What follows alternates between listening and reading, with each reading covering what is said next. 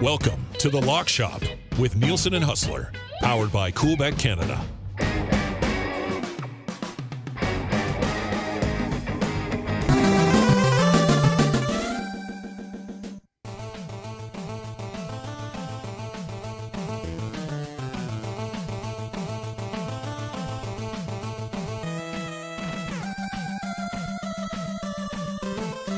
What's going on, everybody, and welcome to another Fantasy Football Extravaganza. The Lock Shop presenting the Fantasy Football Extravaganza, all part of the Nielsen Media Coolbet Network, brought to you by our wonderful partners at Coolbet. If you've not yet signed up for an account at Coolbet, do so right now. Use the code LOCKSHOP when you sign up. We've got lots of fantasy discussion that we're going to get to, Huss.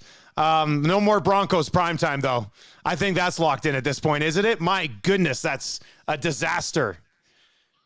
Whatever happened to Mr. Unlimited? He's very limited right now. Very limited.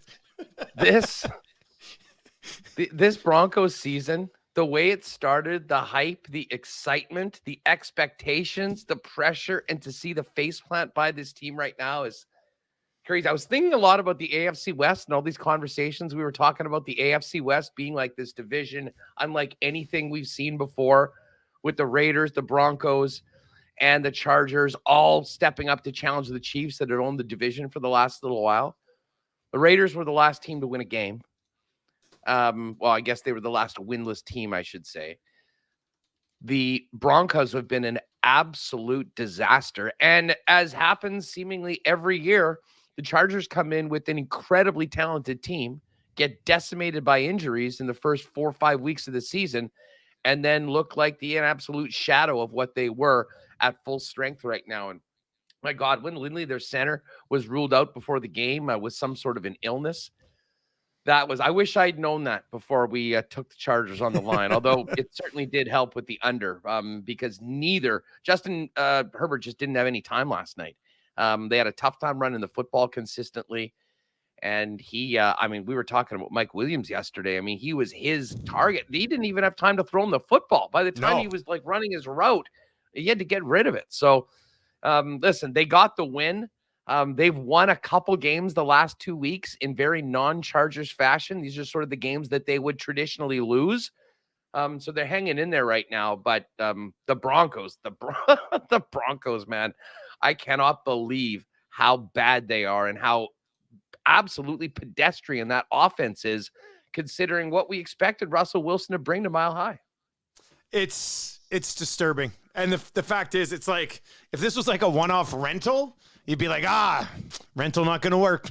But this is putting your entire franchise in this dude's hands, moving forward, giving up a shitload to get him, and you're sitting there with, about 5 years on top of the 2 that he had left. So you got him for 6 more after this. It's a... Well, let me throw this out. There's no way this lasts the entire way. I mean, 4 years in, they're going to have to cut bait on this guy. Like, Let me throw this out to the lock shoppers out there.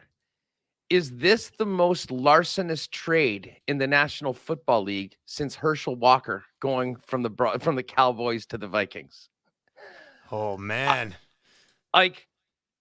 2 first-rounders, 2 second-rounders, Noah Fant, Drew Lock, and then it would be one thing. Like, that was a huge haul if Russell Wilson played at a Super Bowl level. Considering the fact that they got away from Russ, who has seemingly declined, and who knows, maybe he'll prove us all wrong later on once they get it together. I'm very skeptical on it. I got some Bronco fans in my life around, and they are just apoplectic about what's happening right now. I mean, they cannot believe what has happened to this team because there was a lot of puff chests going into week 1. Now I felt like they thought this was going to be a Peyton Manning thing all over again. I think that's what some of them imagined. And you should have never put Peyton Manning and Russell Wilson in the same sentence ever. And I think that's what the Broncos are thinking. And it's backfired. Not even midway through season 1, it's already backfired. So that's troubling. All right. So usual script for our fantasy football extravaganza episode. We're going to give you some waiver wire targets we like this week, our starts of the week. Injury report, kind of the big one that popped up was Marquis Brown of the Arizona Cardinals, who are struggling anyway. Looks like at beginning, initial reports where he could be done for the season. Ian Rappaport said that turns out he's probably going to be out at least 6 weeks, and then maybe they reevaluate it at that point, which is a good chunk here anyway. They do get DeAndre Hopkins back off a suspension right away. They went out and traded for Robbie Anderson. I mean, some of the other injuries, Deion Jackson was a little banged up, even though he had a great game there for the Colts. Randall Cobb was carted off as well. Kenny Pickett, concussion, left the game. Skylar Thompson left. Teddy Bridgewater came in. So that quarterback situation, too, is expected to be back anyway this week. Huss, is there anything that really moving the needle for you from an injury perspective? Like, does the Marquise Brown situation really impact anything, considering Hopkins is coming back? Well, not really. Well, listen, I guess if you've been sitting on Hopkins, like many people have had for the first 6 weeks of the season, you're looking forward to getting him back, and maybe that can sort of jumpstart the Arizona offense. Although I think the Cardinals are done. I mean, Cliff Kingsbury, if you look at his history, he had great starts and then sucks in the second half of the season. Well, they didn't wait till the second half of the season to completely suck. The Seahawks, beat them by 10 last weekend. And, yeah, I mean, you know me, I've never been completely sold on Kyler Murray, at least as an NFL quarterback. He can certainly get you some points in fantasy right now. But listen, I definitely think DeAndre Hopkins is going to be very serviceable and will be back there. And the fact that Brown is out maybe makes him even more an impact right out of the gate. And then Robbie Anderson, they've added so many pieces at that receiver position over the last couple of years, and most of them haven't really worked out. To me, that's just more a depth add for them. But Hopkins, I think, is going to be the guy that when he gets back into the lineup for Arizona is startable and does make a difference. It probably helps out Kyler Murray, who's really been struggling as well. All right, waiver wire this week. Not as sexy as last week's waiver wire with the Walkers and those types of guys. Some veteran running backs available. There are some wide receivers that intrigue me a little bit as well. Huss, who do you like this week, buddy? Give me some of your favorite waiver wire targets. One thing, and this isn't really an injury, but we got to talk about Cam Akers. Yeah, that's interesting. I mean, it's huge for Darrell Henderson. Oh, well, I was about to say, and if you recall, last week I was looking in one of the leagues and someone had dropped Henderson. I said, if you've got that opportunity, definitely jump on him. Trust me, he won't be there now. But that backfield situation is, I mean, well, it's been a mess, to be perfectly honest. You got Sony Michel in there, and I do wonder if Akers goes somewhere else, if they do trade him, whether he has fantasy value in his new home right now. I mean, I wouldn't say to drop Cam Akers. I think sort of wait it out for the next couple of weeks, but certainly be playing on the bench. But I'm trying to think where he could end up that all of a sudden he's startable. Like, I don't know. I mean, I guess there'd be some places, but it's more of like, what can Akers do for you as opposed to the opportunity that you're going to give him, right? Like, it'd be an interesting play. I mean, are you looking at it going, trade at an all-time low spot for Cam Akers and hope that he lands somewhere where there's not a lot of competition? I mean, maybe that's something. Maybe he goes to Atlanta. Maybe Atlanta trades for a running back or something, and that kind of helps his value a little bit. I don't know. It's great news. I have a Henderson in 2 of my dynasty leagues. I'm flying high right now. I think that's amazing, but I don't know what to make of it from an Akers perspective. I am seeing some speculation. Maybe the Chiefs would jump on that. The Chiefs backfield's wild because Clyde Edwards, I like McKinnon. I just give the ball to McKinnon. Yeah, well, exactly. And Pacheco is there too. I mean, he's a serviceable young guy that'll be going forward. But anyways, stash Cam Akers. Don't do anything too quick as far as dropping him right now. We'll find out in the next couple of weeks where he ends up. But as far as going to the wire this week, there was 2 players, and they both actually played in last night's game. And as dreadful as that game was, I think there was a couple of interesting developments in both of the offenses for the Broncos and the Chargers looking ahead to the next few weeks. First of all, Latavius Murray's the guy now in Denver. Melvin Gordon got 3 carries and then was sat on the bench. And he said afterwards, no one told him why. Maybe it's because he always fumbles in big moments. Just there's the thought, Melvin. But listen, they signed Latavius Murray last week, and he is clearly the number 1 back in Denver right now, coming out of the gate. Now, I don't have the Broncos schedule right in front of me, but bottom line is, if you are desperate for a running back, This is a guy that's going to be getting touches. He'll look to get over 15, I'm sure, going forward. And he'll be a hot pickup when it comes to the your free agent budget or your waiver wire, depending on what your league does. And then the other guy, and we talked about how disappointing it was for Mike Williams. Well, part of that was Josh Palmer was the beneficiary. He had 12 targets out last night in the game. And listen, Keenan Allen is so good when he's in, but he has turned into such a Band-Aid. And Mike Williams is as inconsistent as top receivers are in the league, certainly that are making that kind of money. But I think it's quite clear the defenses, especially with Allen out, are focusing so much on Mike Williams that there is some opportunity for a couple of the other players, and Josh Palmer was that guy. So if you're looking for a depth receiver, Josh Palmer is a guy that I think you could put on your roster, and depending on the matchup and what's happening with the rest of the Chargers receiving core, start with some confidence that he'll see quite a bit of action. Yeah, I don't mind that. We're gonna come back around to Mike Williams because I'm doubling down on him this week. But we'll come back around to Williams in a second. Yeah, I'm not getting away. I'm not getting away. We're gonna come back around to that. As for a few waiver wire targets, Kenyon Drake was interesting. Had like 10 carries, but went off for over 100 yards. Running back situation in Baltimore. Now, Lamar, I mean, you're never going to have a true RB1 because Lamar essentially is a true RB1. But with J.K. Dobbins' knee kind of tightening up on him a little bit, some of the other injury issues they have there, I don't think a stash of Kenyon Drake on your bench would be the worst thing in the world. And actually, they get Cleveland this week, and Cleveland is no good against the run. And we'll get to that conversation a little bit during our starts of the week as well. So Kenyon Drake might be a guy you can pick up and start this week. I would probably still stash, depending on how big your league is, I'd probably still stash rookie running back Rashad White in Tampa. If something happens with Leonard Fournette, White could be a league winner for you in the second half of the year. And, Leonard Fournette, it's funny because from running back age, like I think what is Fournette? Like I think he's only like 27, but still you're like, Fournette's a little bit older. So that's a guy. What's that, Huss? It feels like he's 40. Yeah, I know. It feels like he's been around forever. He's 27 years old. But Rashad White's a guy that if you have some room, and let's say you've got a really good starting lineup, you don't have to have a bunch of guys on your bench, he's a great stash target. As far as a few receiver targets, one guy that we mentioned a couple of weeks ago, and hopefully you got on it at that time, Wan'Dale Robinson with the New York Giants. Now, his snap percentage was not very high. He was only out there like 1 out of every 4 snaps. But when he was out there, he was targeted. He had 4 targets, caught 3 of them, had a touchdown. There's no other real weapons in that Giants offense outside of Saquon, and we'll get to another guy in just a second. So, this is a guy they spent a second-round pick on, was injured earlier in the year, is extremely athletic and explosive, and I feel like that snap share is just going to continue to go up because they don't have anybody else. So this could be a guy who settles in at 8 to 9 targets and is used in a bunch of different ways in that offense, right? Don't you think, Huss? I really like Wan'Dale Robinson. I mean, when he was announced as active this week, I regretfully didn't put him into my lineup. I've been waiting for him to go out because basically they said, and it's true, that he was going to be on a pitch count. I mean, they didn't want to put him out and just run him into, they were going to take it a little easy, but it was quite clear that the guy can be an impact player.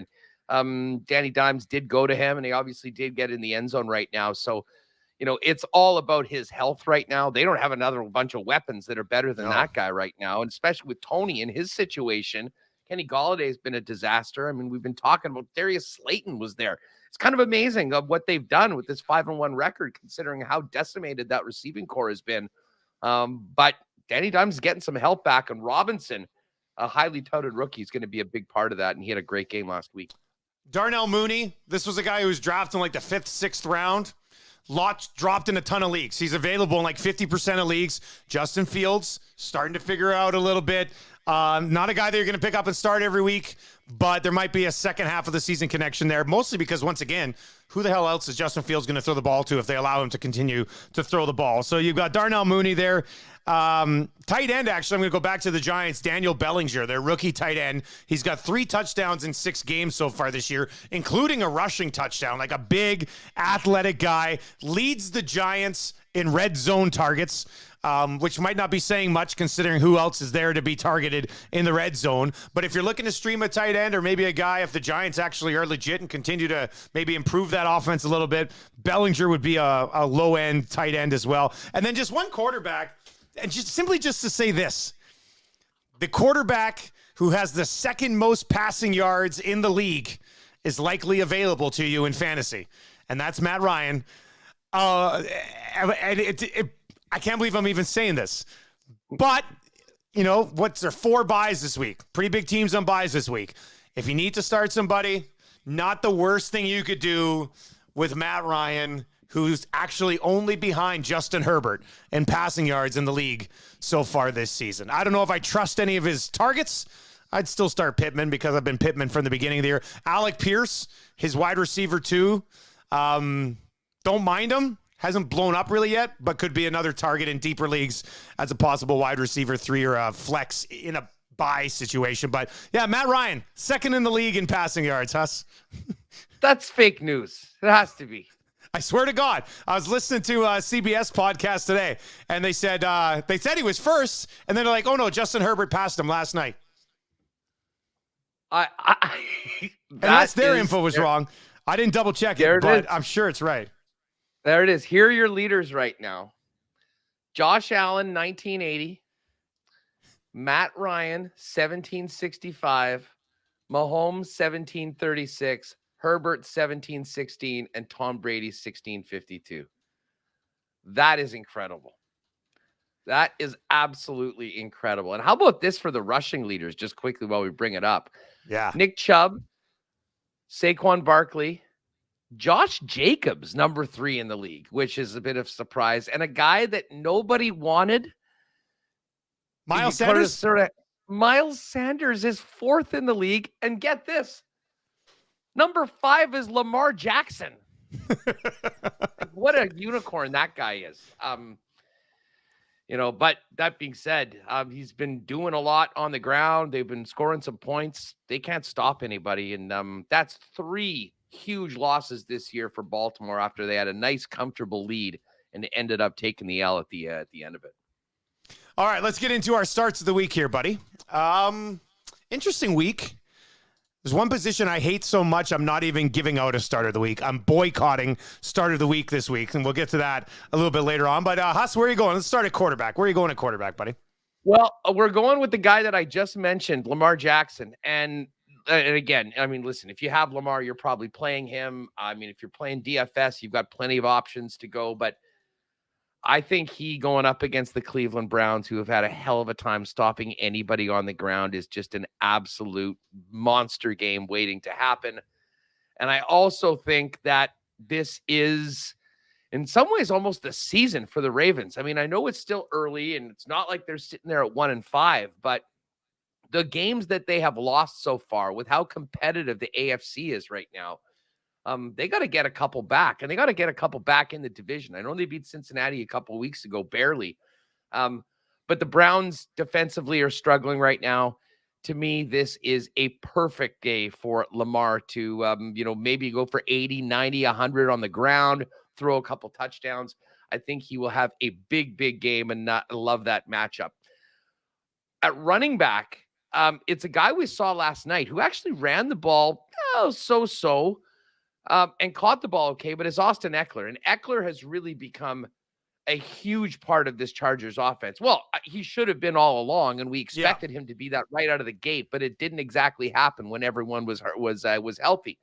That being said, with Keenan Allen out right now, with what defenses are able to do trying to shut down Mike Williams, we talked about Josh Palmer, who's gotten a lot of targets, but Austin Eckler is going to be the guy that I think that benefits the most. And they're going up against Seattle, and Seattle, despite holding the Cardinals to a mere 9 points last week, has still been Swiss cheese on the defensive side of the football. So I think the Chargers get back, and it's sort of funny. You talk about a get right game when they've actually won their last 2 games.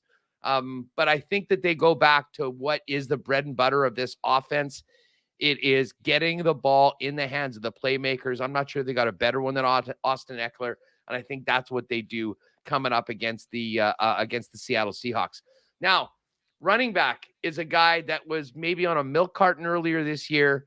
We weren't too optimistic about him because of Carson Wentz. And now Wentz, speaking of injuries, is out for a number of weeks. What are you doing? What are you doing? Welcome back to the fantasy game, scary Terry McLaurin. Ooh. Taylor Heineke is a serviceable quarterback in the National Football League. And if you look back at when the Commanders' offense was clicking as WFT last year, it was all Heineke going to Terry McLaurin. Now, they do have some interesting options when they get Dotson back. I think that gives them a few more outlets to go to, but I really do think that we'll see a bounce back from Terry McLaurin. So a lot of people are low on him. A lot of people are done with him. His DFS prices dropped significantly from the start of the year. I think there's great value in Terry McLaurin right now that Wentz is out and Taylor Heineke is back in. And as far as the tight ends go, and listen, I could sit here talking about what is happening with the Green Bay Packers for hours. I'm here for all of it. Shout out to the Jets.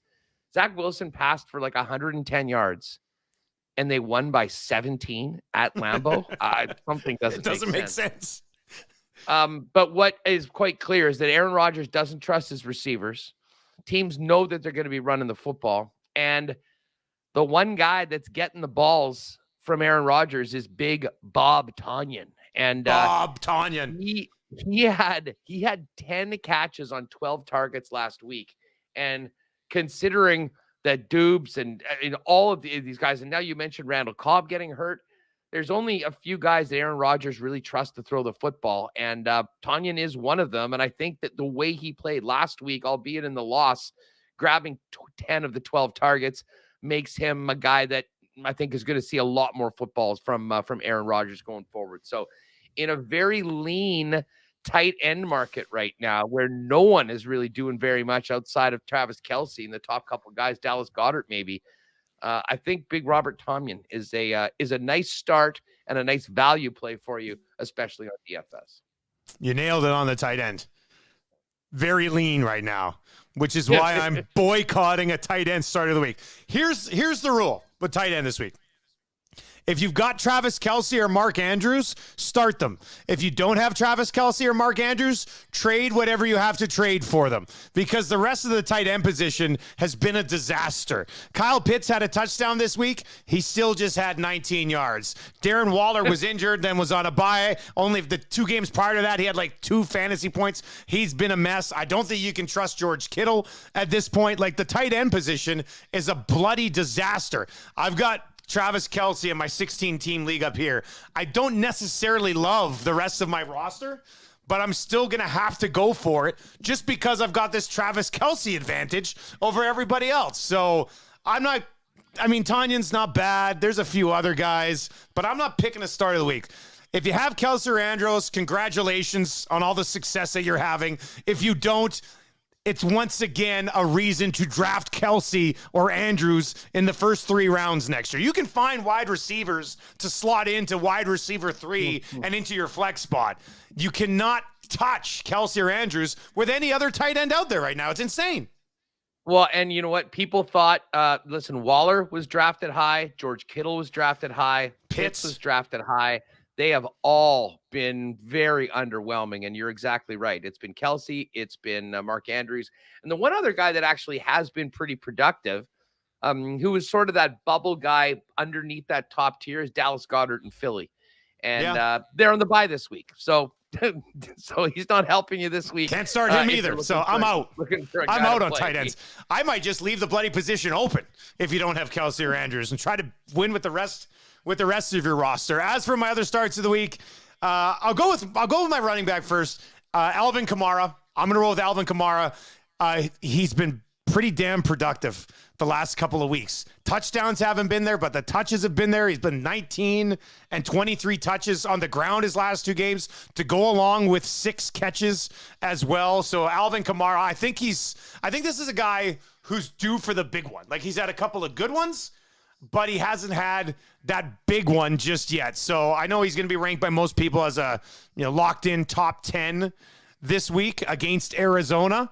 But if you look at his last couple of weeks from a PPR perspective, 23 points, 18 points, and we're talking no touchdowns to get to those numbers. So he's going to punch one in.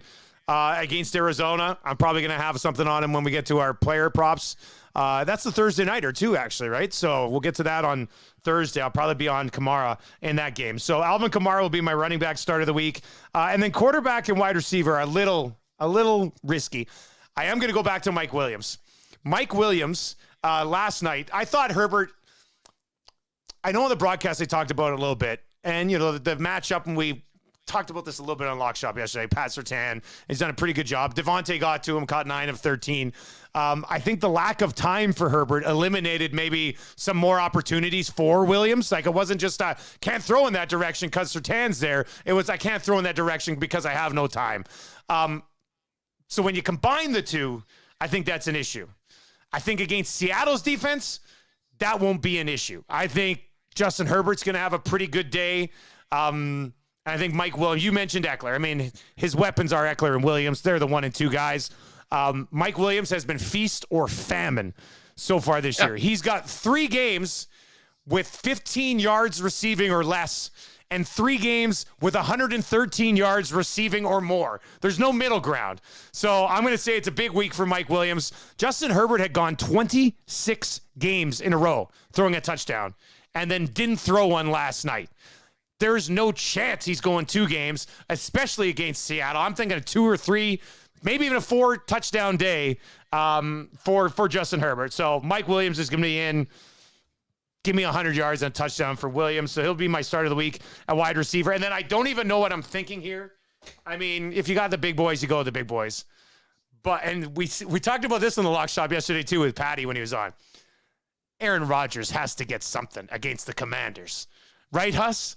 Like Aaron Rodgers has to throw a couple of touchdowns against the Washington bloody Commanders. You're coming off back-to-back disappointing losses. You get the Commanders, the Washington Commanders. If Aaron Rodgers can't put up 25 fantasy points or more against the Washington Commanders, I'm out. I don't want a piece of him moving forward. So this is a prove-it game to me for Aaron Rodgers. So I'm going to hop on Aaron Rodgers. I would think there's a passing touchdown to Aaron Jones this week, maybe one to Robert Tonyan, maybe one to a wide receiver. If you can't do it against the Commanders, what the hell are we even doing here with Aaron Rodgers? Yeah. Listen, I don't have a lot of faith in Green Bay at all right now, but you're exactly right. This is the game that they have to get it right. They've got to win, and they got to get that offense going. And you know what? Ron Rivera's squad on the other side of things might just be what the doctor ordered. So we'll see what happens with Green Bay. I know a lot of the cheeseheads are very, very down right now on the state of the squad. But I'll say this, Matt LaFleur has figured out ways to win football games. He's been the winningest coach ever early on in his career. These losses were very uncharacteristic of Green Bay, and I do think they'll be better. But I'll tell you what, the Vikings crew is feeling pretty good about how they're at 5-1 right now and seeing what's happening in the rest of the division. How about the Eagles 6-0 with just a sweetheart schedule of all sweetheart schedules, man? It's a nice look for them as well as their playoff battle. We'll see how it sorts out at the top of that conference. All right, there we go. We got our starts of the week. We got our waiver wire targets. Hey, did you win this week in the listener league? I got pumped. As a matter of fact, I did. Big performance last night by Dustin Hopkins to take the Golden Boys up to 5-1, tied with Dirty Randy, who's in the. I've got a nice two-game lead in the West Division, and Dusty's Destroyers 2-4. What's happened to the squad here? It's not good, buddy. It's not good. I had Derrick Henry on a bye last week. I am getting DeAndre Hopkins back right away. I started Phillip Lindsay and Tyler Algier at running back last week, so. That's where that lineup's at right now. Plus, Cortland Sutton, major disappointment. I do have Travis Kelce in that league. Actually, I want to ask you this before I leave. I had a guy in one of my dynasty leagues reach out to me this morning and say, hey, any interest in Josh Allen? Thinking about mixing it up here because the rest of his team's not very good. He's thinking of going full-blown rebuild mode. It's a super flex league. My other quarterbacks are Patrick Mahomes and Trevor Lawrence, who he would require in this trade for Josh Allen. Be like Trevor Lawrence, some draft picks. He wants a young running back as well. The only young running back I have is really Jonathan Taylor. I don't know if I should give him up in a deal for Josh Allen, but it is a super flex league in which Josh Allen would certainly be drafted ahead of Jonathan Taylor. So, Huss, I guess I'm asking you, should I go like Trevor Lawrence, Jonathan Taylor, and draft picks to have Josh Allen and Patrick Mahomes in a super flex dynasty league moving forward? That's pretty hard to say no to, man. I mean, that is such a devastating 1-2 punch in a 2 QB league.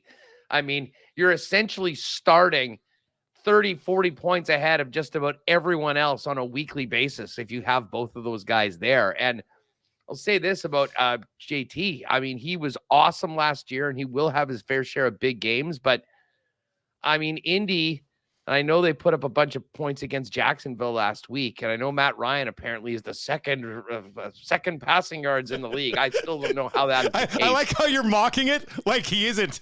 It's amazing. It is true. You know what I'm saying. It seems too hard to believe, but it is. Lawrence, couple picks, Jonathan Taylor. I mean, and again, this is a super flex league where you need to play 2 quarterbacks. And I'd have Mahomes and that would be pushing your chips all in. And can you keep both of those guys next year? Yeah. We keep 18 guys, so I keep both of them. Oh, yeah. Oh, I'm 4-2. There's 2 5-1 teams, so I'm in third right now. And I think my other running backs. So my wide receivers aren't strong. If I move Jonathan Taylor, my other running backs would be Miles Sanders, David Montgomery, and Darrell Henderson. I've got him in that league. So I think I could get by the rest of the season with those 3 guys, right? Absolutely. Absolutely. Stay on the waiver wire. We'll see what happens. You might add a third guy into the mix. But and as they say, Miles Sanders is top 5 right now. The Eagles have a great offense, and the emergence of Miles Sanders, I think, allows you to consider that even more. And then what that does to your quarterback position is such a massive upgrade that the other owners will be pissed. But I think you should get press accept or whatever you need to do. Make that happen. All right. Well, we'll see. Maybe an update on next week's episode of the Fantasy Football Extravaganza, presented to you by The Lock Shop and, of course, our partners at Coolbet. Huss has Winnipeg Sports Stock coming up right away, so make sure you hop over on YouTube and watch that as well. We'll be back tomorrow, some CFL and some NHL for you tomorrow right here on The Lock Shop as well. Huss, we will talk to you then, buddy. Have a good one, Dusty.